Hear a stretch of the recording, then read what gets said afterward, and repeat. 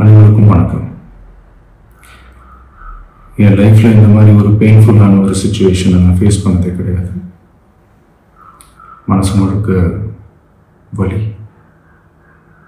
வலி மட்டும்தான். இந்த சுற்றுப்பயணத்தில் என்னென்ன மக்கள் பார்க்க வராங்க, அதுக்கு ஒரே ஒரு காரணம் தான் அவங்க என் மேலே வச்சிருக்கிற அன்பும் பாசம். அந்த அன்புக்கும் பாசத்துக்கும் நான் எப்பவும் கடமைப்பட்டிருக்கிறேன்.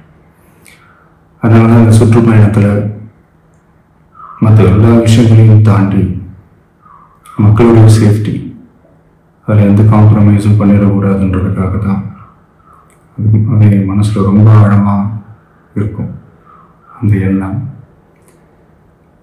அதனால தான் இந்த அரசியல் காரணங்கள் எல்லாத்தையும் தவிர்த்துட்டு ஒதுக்கி வச்சுட்டு மக்களோட சேஃப்டி மட்டும் மைண்டில் வச்சுக்கிட்டு அதுக்கான இடங்களை சூஸ் பண்ணுறது, அதுக்கான இடங்களை பார்த்து பெர்மிஷன் கேட்குறது, போலீஸ் டிபார்ட்மெண்ட்டில் அதை ரிக்வெஸ்ட் பண்ணி கேட்போம். ஆனால் நடக்கக்கூடாதது நடந்துருச்சு. ஆனால் மனுஷன் தானே, அந்த நேரத்தில் அத்தனை பேர் பாதிக்கப்பட்டு இருக்கும்போது எப்படி அந்த ஊரை விட்டுட்டு என்னால் கிளம்பி வர முடியும்?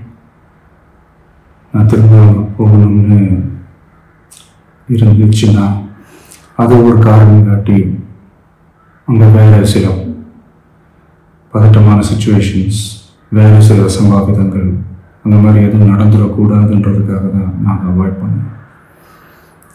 இந்த நேரத்தில் சொந்தங்களை இழந்து தவிக்கிற இத்தனை குடும்பங்களுக்கும் என்னுடைய ஆழ்ந்த இரங்கலை தெரிவிச்சுக்கிறேன். எனக்கு தெரியும், என்ன சொன்னாலும் இது ஈடேயாகாதுன்னு எனக்கு தெரியும்.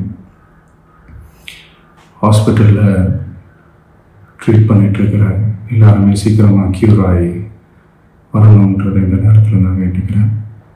கூடிய சீக்கிரமே உங்கள் எல்லாரையும் நான் சந்திக்கிறேன். இந்த நேரத்தில் எங்களுடைய வலிகளை, எங்களுடைய நிலைமையை புரிஞ்சுக்கிட்டு எங்களுக்காக பேசின அரசியல் கட்சிகளை சார்ந்த நண்பர்கள், தலைவர்கள் அனைவருக்கும் என்னுடைய நன்றியை தெரிவிச்சுக்கிறேன். கிட்டத்தட்ட ஒரு 5 மாவட்டத்துக்கு பிரச்சாரத்துக்கு போனோம். இந்த மாதிரி எதுவுமே நடக்கல. ஆனால் கரூரில் மட்டும் ஏன் இப்படி நடக்குது, எப்படி நடக்குது?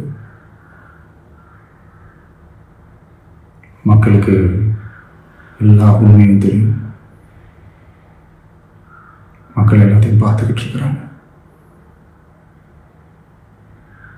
கருவை சேர்ந்த அந்த மக்கள் அந்த உண்மையெல்லாம் வெளியில் சொல்லும்போது எனக்கு கடவுளை நேரில் வந்து இறங்கி அந்த உண்மைகள்லாம் சொல்கிற மாதிரி எனக்கு தோணுச்சு. சீக்கிரமே எல்லா உண்மைகளும் வெளியில் வரும்.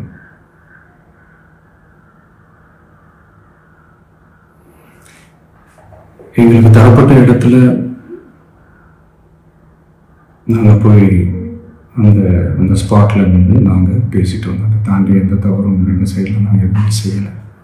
பட் இருந்தாலும் எங்கள் கட்சியை சேர்ந்த நிர்வாகிகள், தோழர்கள் மேலே எஃப்ஐஆர், அது மட்டும் இல்லை சோஷியல் மீடியாவை சேர்ந்த நண்பர்கள், தோழர்கள் அவங்க மேலே எஃப்ஐஆர்லாம் போட்டு இப்போ பிடிச்சிட்டு இருக்கிறாங்க.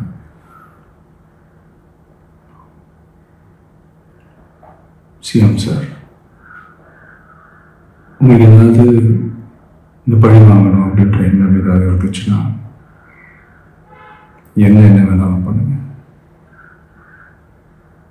அவங்க மேலே கை வைக்காதீங்க. நான் ஒன்று வீட்டில் இருப்பேன், இல்லை நான் ஆஃபீஸில் இருப்பேன். என்ன வேணாலும் செய்யுங்க. நண்பர்களே, தோழர்களே, நம்மளோட அரசியல் பயணம் இன்னும் ஸ்ட்ராங்காக, இன்னும் தைரியத்தோட கண்டினியூ ஆகும்.